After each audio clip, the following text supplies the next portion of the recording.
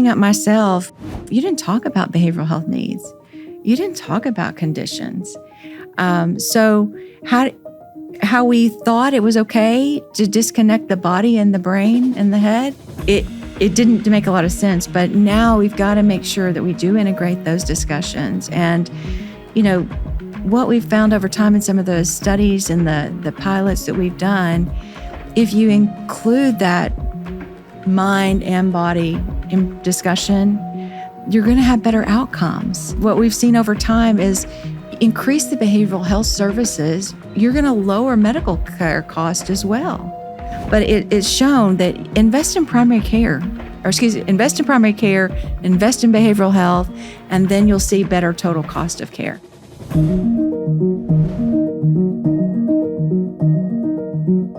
Welcome to another Meeting of the Minds with Wobot Health. I am your host, Chris Hemphill, and we're proud and we're happy to be partnered here with Behavioral Health Tech Conference. There are a lot of conversations that are happening about not just technology, but innovations in terms of strategy and in terms of approaches to addressing a lot of the mental health challenges that we're seeing growing and blossoming today. And for the people that might have wanted to come but not been able to, or the people that were here that no doubt will want to hear more, that's what this podcast is for. We're extremely happy to have Alicia Berkemeyer with us, who is the Chief Health Management Officer at Blue Cross Blue Shield of Arkansas. Before we dig into it, Alicia, care to say hello to our audience? Yes, hello. Chris, thank you for having me here. I'm very excited about the conversation today. Alicia, I think I might be slightly more excited than you about it because in our conversation ahead, again, when we're talking about what we're addressing here, some of the a lot of the things that kind of exist as buzzwords and platitudes, like if you hear the term health equity or value-based care over and over again, it starts to lose meaning. But what I'm really excited about with Alicia is that she's put in over 28 years with Arkansas Blue Cross Blue Shield, and a lot of the innovations, especially around integrated health and how it applies to a challenging population, largely rural, 41% rural population in Arkansas, high prevalence of drug use and other systemic challenges. We're going to get into integrated approaches and lots of modern approaches that you can start using. Like Alicia, she's agreed. She said we'll help lead by example and share a lot of the work that has been that has been the focus for decades there. So with that, there's what Alicia's session. It's actually coming a little bit later today, but it's about how to help develop the mental health service line successfully. We see barriers breaking down. We see mental health being destigmatized, and as a result, there is a growing demand for these services. And there's an entirely different mindset and approach, not just from a delivery perspective, but from a data collection perspective and an incentive perspective. And what we're really hoping that you get out of this conversation are some of the skills and approaches that are unique to behavioral health. And if you're seeing population challenges similar to what you see in Arkansas, there's a lot of learning opportunity there. Absolutely. And Alicia, any other ideas that you'd hope that people get from the conversation? Yeah, Chris, certainly. Myself, as well as Arkansas Blue Cross and Blue Shield, we're passionate about behavioral health, discussing behavioral health, and improving behavioral health services and care to individuals of need. And so I think today what I really would like to see is that how do we continue to normalize the conversation? How do we improve the opportunity for the discussions? And then how do we solution on some of the challenges around that, such as the access to care, the stigmatization? How do we make it to the point where we bring more services of need and have better match of those types of services that are needed? How do we collaborate and coordinate on measurement of quality? And how do we do that match and alignment of services needed? So I'm looking forward to the discussion today. Great. And those thoughts, I think, will help people build in some of the right behaviors from the ground up, because there has been a resistance or absence of measurement for a very long time in a lot of areas. I believe only about 1 in 5 mental health providers are practicing measurement-based care. Correct. So it'll be a powerful position to come in and talk about how you've made that approach. And hey, like we're thinking out loud here, the types of things that you hope to see and are driving towards in the future. But to help get that grounding, could you talk about what your like why you're here, why the big focus? Like you told me a little bit ahead of the conversation that some of the priorities that you set for the organization were around maternal health and behavioral health.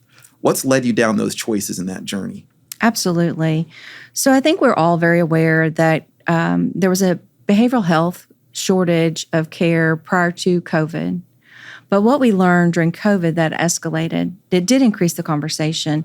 But one of the things that we experienced at Arkansas Blue Cross and Blue Shield is that prior to the epidemic of COVID, certainly telehealth and telemedicine was not used a lot. And that was one of the things that we saw very quickly in a short period of time, that the numbers escalated of telehealth services. One of the things that what we've seen over time is that the medical health has dropped, but behavioral health remains high. So that was a piece of joy for me in the fact that did we identify a new opportunity of care that people were more comfortable? I've even had one of the social workers tell me recently that, their no-show rate still to this day is much better on the virtual, that they don't mind. They'd rather sit outside the Butter Biscuit and do their therapy versus coming to be seen in a clinic. So to me, we're looking at ways we increase that access. It might be small, it might be large. But we're continuing to try and explore, find ways to match individuals to the care that's needed. And as you mentioned, as an organization, Arkansas as a whole, as Arkansas Blue Cross and Blue Shield being a not-for-profit mutual organization, we really are looking to serve Arkansans. And how do we bring our resources and support to improve healthcare overall? Arkansas is unfortunately in a position of being the lowest in maternal mortality rating. And so we've got to put some emphasis to improve lives for mothers and babies. That was one of our key areas of focus, as well as behavioral health and mental health. As we sit here today, and many of them that will be watching this podcast here, there's probably not one person that cannot identify either someone in their family or a close friend that is not impacted by this behavioral health issue and the crisis that we're discussing. So how do we all commit to improve and make it better? And that's, I think, the passion that we show up with every day at Arkansas Blue Cross and Blue Shield is if we can change one life, if we can save one life, we can improve the care. That's what we want to do. Alicia, I just got to thank you for taking the tack of we all have people in our lives that we can relate to. And very often these could be our own challenges that we're hoping to address. Bringing that up, like it helps build a sense of community for the people out here that are doing this work on the administrative side or the delivery side. And I think that when we think about when in our work, whether you're in a strategic role or if you're in, like me, data science, and you're thinking about the people on the other side, it's a very powerful motivator to keep those people that are close to you in mind as being recipients and being impacted by the decisions that you make in your leadership roles. Absolutely, Chris. And I think, we as an organization are a very close-knit company. And we've had a couple of our employees of recent that their sons have been lost to suicide. And I think we as an organization take that on and that commitment to support that work. I think the more we talk about it, the more we learn, the understand. I'm a mother of 3 children and have 4 grandchildren. And at any point, my children could be impacted because it's not just a certain stigma or a certain type. Any of us are, and all of us are. And I think that's why we all have to be aware and make sure that we understand and continue those conversations. And then how do we continue that discussion so the comfortable conversation can save lives? So, going into that, like if we're thinking about the people in your organization, like these are people that are close to you that have been hurt by this. It just makes me curious about when we think about, well, this is what we want to operationalize for. Was it 150,000, 180,000 members? Yeah. So when we're thinking about that, what are the goals? How do you define the goals of a behavioral health service line? Yeah. So one of the things we've become very passionate about and we're very proud of is Lucid has been a longtime partner of ours, kind of doing that virtual, the tele, kind of working through that process. But we really made it a commitment, and we've been in the process of setting up a dedicated behavioral health unit. And that unit is built of specialized case managers, social workers, and even peer support specialists. So within that population of our exchange especially, we've really wanted those peers that have that lived experience to be able to meet our members where they're at. So to go out in the field, to go under the bridges, to find the people that maybe don't answer our phone calls. So how do we get to them to try to help them? Because we all know that if you address the behavioral health, you've got to continue. The medical and behavior are connected. Sometimes we forget when we're delivering medical care that the head is connected to the body, but we've got to do that whole person care. And so this special unit and group has really been beneficial. We are relatively new. It's just been this year that we've kicked off the unit. We'll continue to grow, build out, and learn lessons. But how do we work through that? Another thing we've been doing is certainly integration of primary care behavioral health. That started back early in our, Arkansas was one of the early comprehensive primary care practices named by the Centers for Medicare and Medicaid Innovation.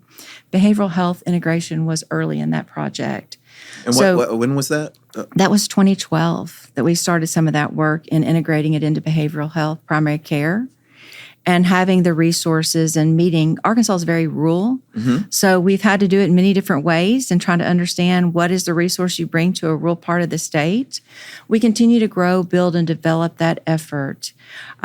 Even out of some of that work through the comprehensive primary care partnership early and then the plus, and now we're primary care first, feeling strongly about when you bring more payers together collaboratively to support these initiatives, the better benefit that you have for the patients, but also the provider support as well and that burden.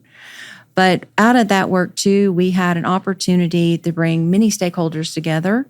There were providers, hospital systems, social workers, care coordinators, and even patients at that table for us to really understand what's working in Arkansas with healthcare and what's not. No one would be surprised to understand that behavioral health escalated to one of those challenges.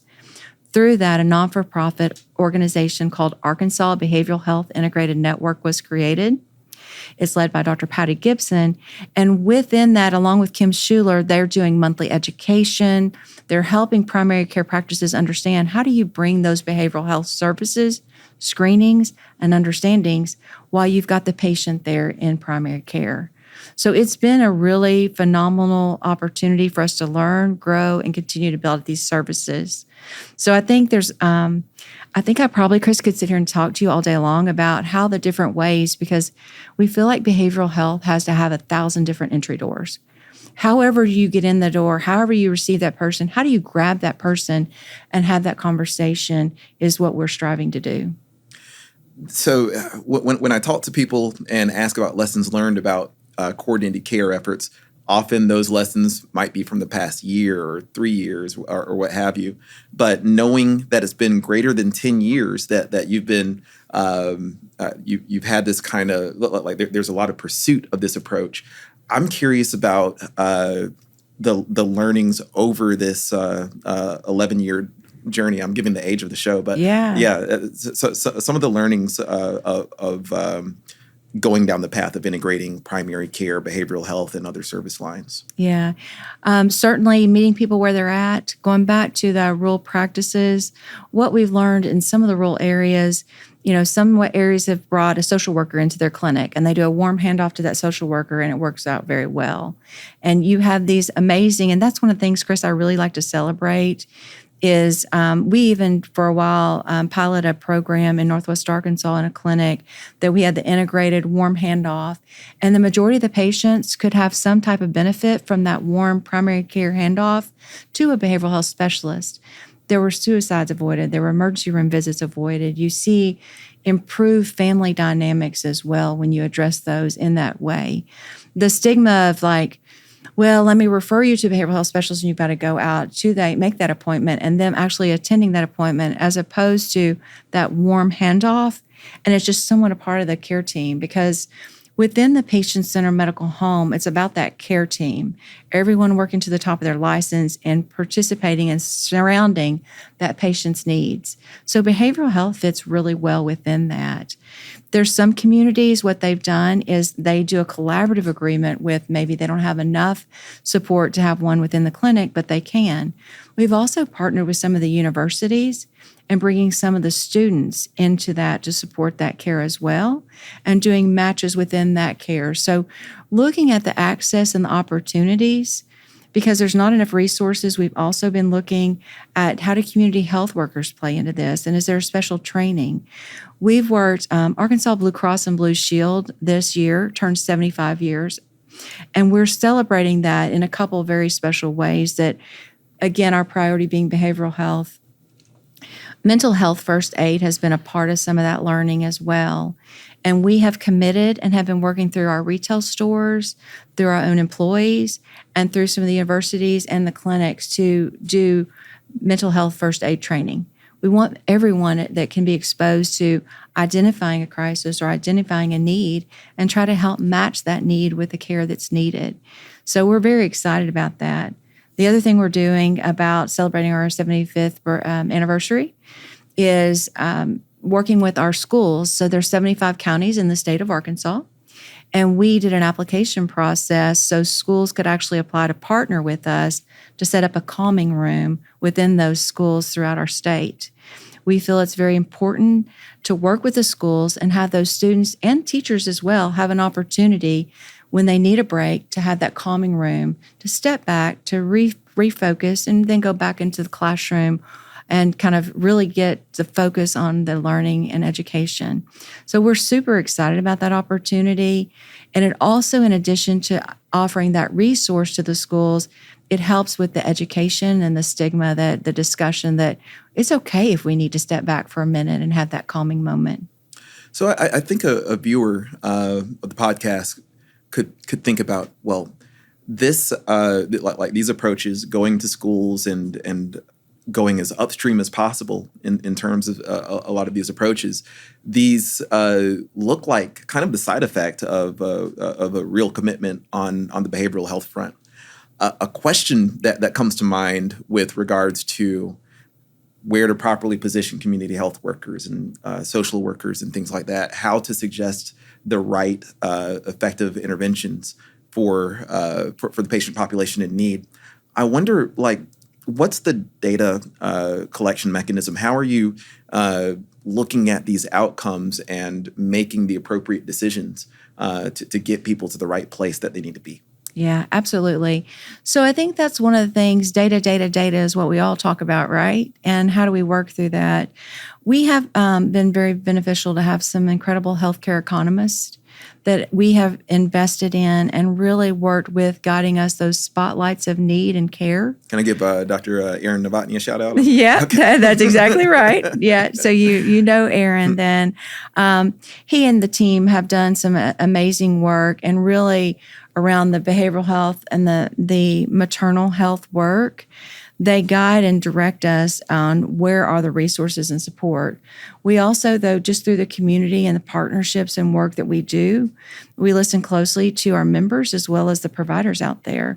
We work closely with a lot of the organizations in our state and providers and universities to kind of explore and work through things that there's a lot of needs and there's a lot of different ways that we've got to meet those needs. But certainly the data is very important and we continue to work through that. So that brings up a great question too. When you mentioned healthcare economics, not to go all the way deep down all the calculations that team is doing, but it does raise the question at the higher level. Some of the key metrics that, I mean, you've been accused. You told me in the conversation you've been accused of over collaborating. So I'm curious about the types of metrics that you'd like to share that people should really be focused on as they engage, again, rural populations or make these shifts into integrated health? Yes. So we do. And again, Chris, that goes back to improving healthcare overall and making lives and impacts of lives better is very important to me. And so the more people we align, collaborate, and coordinate with, I feel like the bigger footprint we make in that improvement. And so I think it's super important that we work on that. I think one of the challenges, though, not only in just behavioral health, but some of the medical as well, some of the measures out there today, the HEDIS and the quality measures, they're checking a box and they're really more about process measures and not outcomes. And so working on those true outcome measures, is the patient getting better? Does the patient feel? And I really enjoyed yesterday at one of the sessions here at the Behavioral Health Tech Conference. And the panel went through the definition of each individual from a provider perspective, from a payer perspective, from a professor perspective. What does quality mean? And I think there's a lot of different definitions in that quality. And how do we bring the stakeholders together that we talk about what is that and how do we come to an agreement? And that's when we're going to have success, when we get everybody's voice at the table to define how we're going to measure it, track it, and improve it together. So the way it sounds to me is that there's kind of a table stakes, check the box when it comes to the broader measures that are required and might have funding associated with them. But when it gets down to what's really going to be impactful in people's lives, that takes more thought about the data structures that you have and what you're seeing in your own populations and markets. Most definitely. And it's so important. All of this care, it doesn't matter if it's the patient-centered medical home or the behavioral health, we've always got to have the patient in center of all the decisions and discussions that we have. What does the patient need? How do they feel about it? What do they want out of it? And how do we make sure that their voice is in those measure developments? How do we make sure that we're understanding how they feel about the care? Because if they're not engaged in their own care, which can be challenging sometimes, especially around behavioral health, if they're not engaged, they're not going to get better. And so we've got to ensure that voice is there. So when thinking about this, like we're kind of walking down this path of like identifying the way that some of these innovative models can work. It makes me curious about, like I asked about the basic goals of a behavioral health service line. How do you view behavioral health in relation to these other service lines? Yes. So I mean, to me, behavioral health is integrated in everything we do. Again, going back to that concept, I think in the past of medical, growing up myself, you didn't talk about behavioral health needs. You didn't talk about conditions.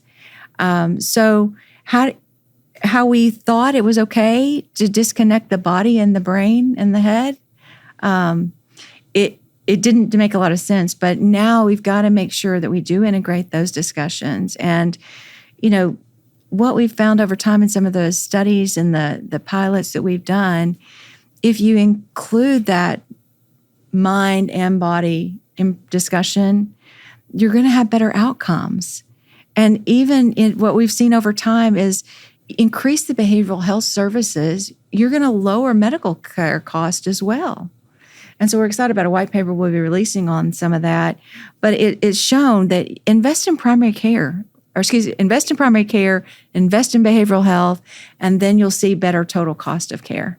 Great. So this paper coming out will show a measurable and statistically significant. Did Aaron have his hand on that one too? He did. Okay. David Jacobson worked with Aaron on that one, and we're excited about it. Okay. I'm excited about it too because I've seen varying degrees of papers on the subject, but we see different integrated health approaches. And I think it's like one size does not fit all when it comes to these approaches. Spot on that.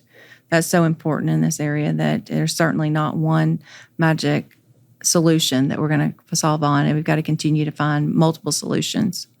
So thank you for taking that broad perspective. I know that we're in the 2020s now, but I was just really eager to hear that learning path from all the way back to the 2010s of taking on some of these innovative approaches. But maybe if we zoom in on the past couple of years, what are some of the more recent changes in focus, or what especially for people who are coming up newer on behavioral health service lines, shifting that focus? What's been some of the changes in the last couple of years for y'all? Yeah, certainly.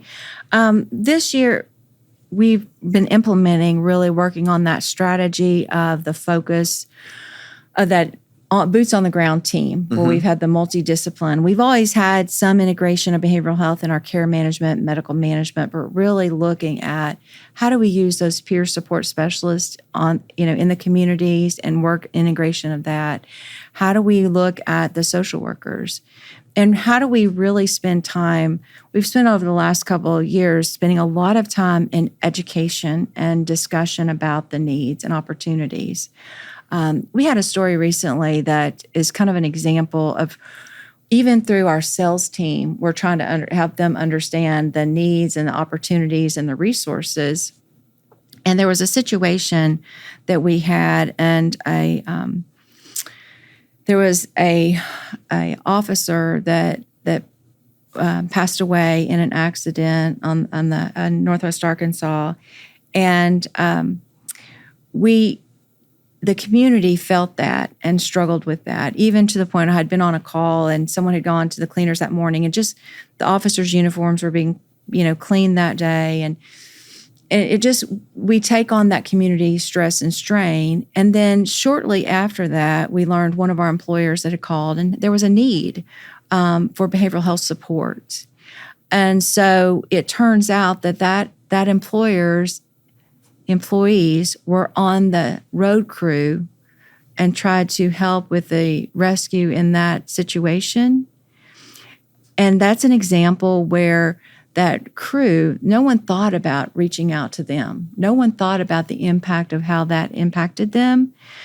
Fortunately, our sales rep had received a call from the group, and we had a social worker out there within 24 hours.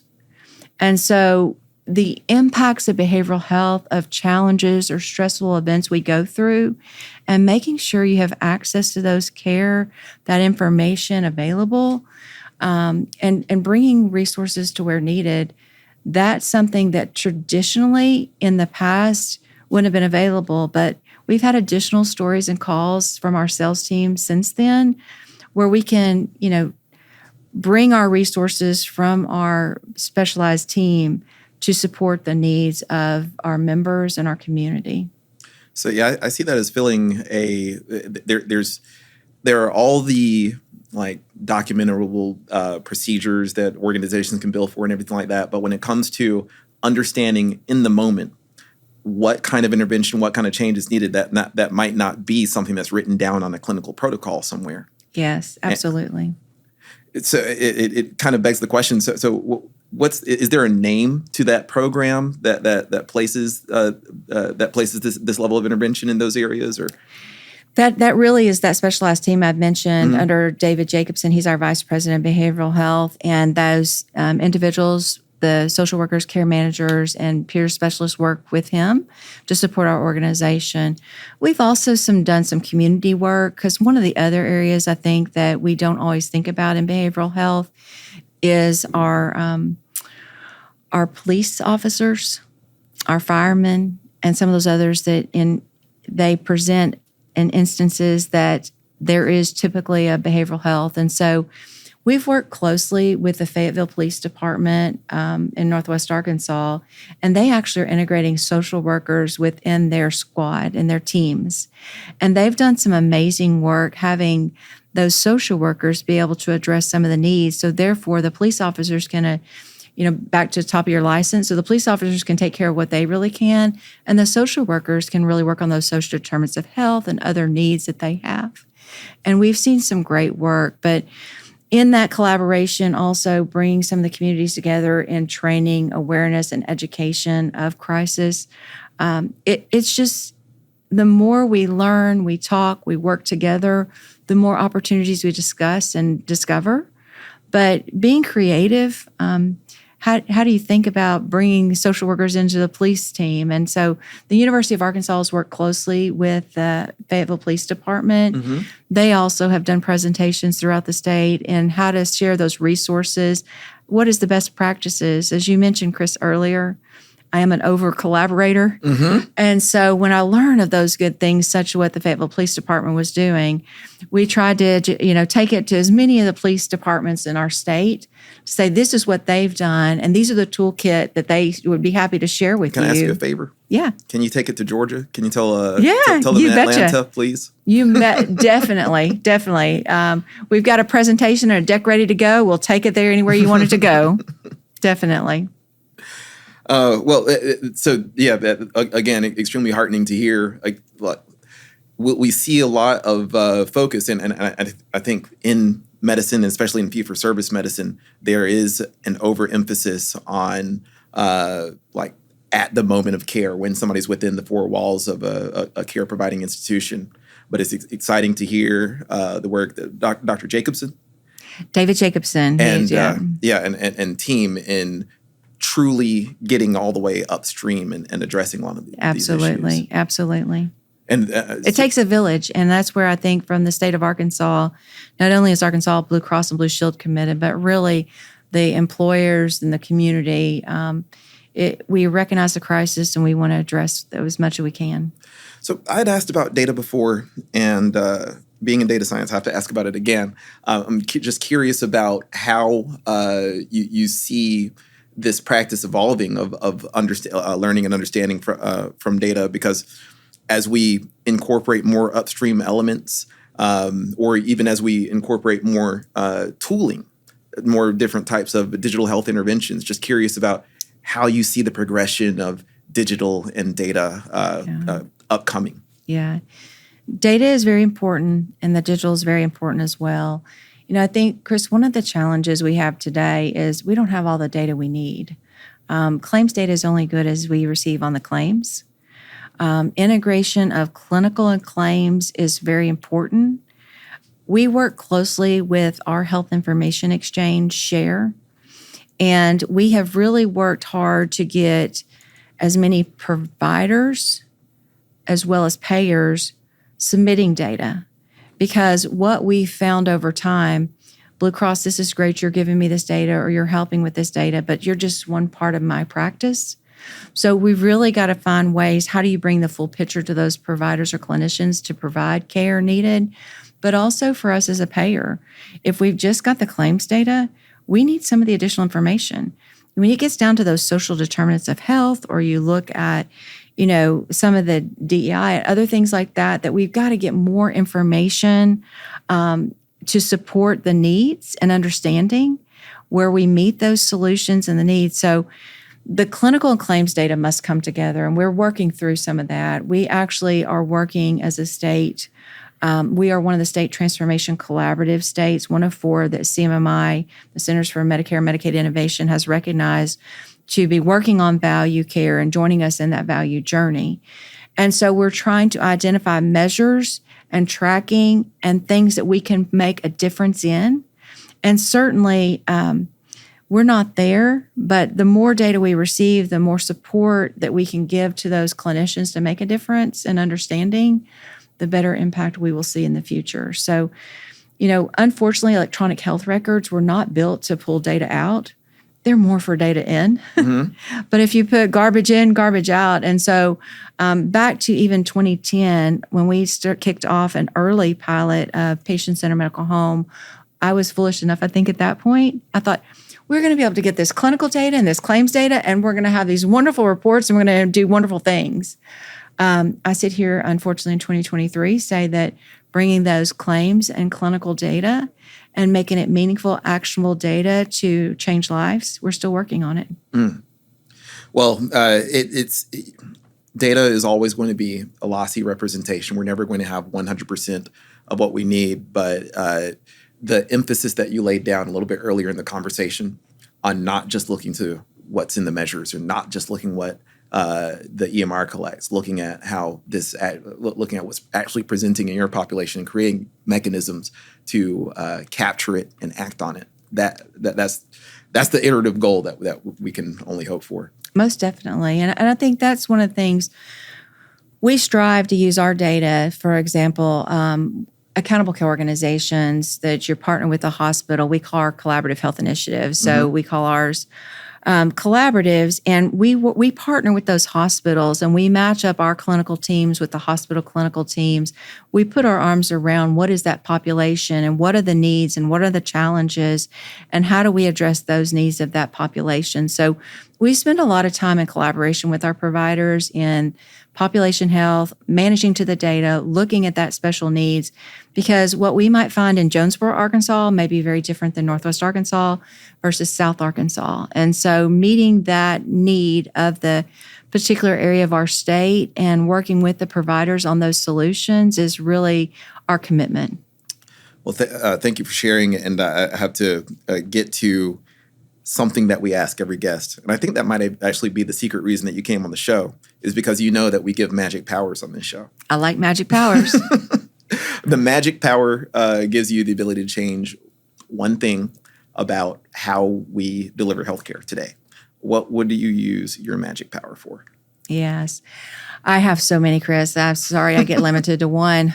But if I get limited to one, I look forward to the day that when we all talk about our annual wellness visit, that we have the same conversation about our annual behavioral health. Because as we said earlier, all of us have some type of relationship, be it ourselves, be it our family, be it our communities, that we can benefit from those type of services and conversations. So I'm looking forward to the day where we can all be comfortable with our annual behavioral health visit. You know what? To get there, I think that there's a lot of things in terms of just thinking about that whole person care that you brought up. That needs to be integrated. That needs to fit right in there with that wellness visit that you're referring to. Absolutely. You're exactly right. Well, it has been an absolute pleasure. And you have given a good ground for people to start looking. I'm glad that y'all publish regularly on some of these approaches. For the people that want to follow what you're doing and like the kinds of things that you're working on, focusing on, what's the best way people can find you online? Yeah, absolutely. Alicia Berkemeyer, I am out there on LinkedIn or certainly our Arkansas Blue Cross and Blue Shield website. I'm happy to have any discussion because I'm a big believer. I'll share anything I know, Chris, but I love to learn from others because that's how we really make things better. But I appreciate you and the great work you're doing, the spreading the word and improving healthcare too. Well, thank you so much, Alicia. Like not being able to put my hands on with patients and things like that, like it is at least trying to give back in some certain way. So I appreciate the work that you're doing. Yeah, and enabling. This conversation was very focused on behavioral health strategy. And I think that if you're wanting to go down the meeting of the minds rabbit hole, find that next video to watch or listen to, I would recommend at this point Dr. Tarun Kapoor and his keys to digital transformation. Because when we talked about data, it covers the overall strategy of the organization and how the digital approaches that you would enact wrap into that. But thank you very much, Alicia, for joining us. It's been my pleasure. Thank you, Chris. And we'll see you next time.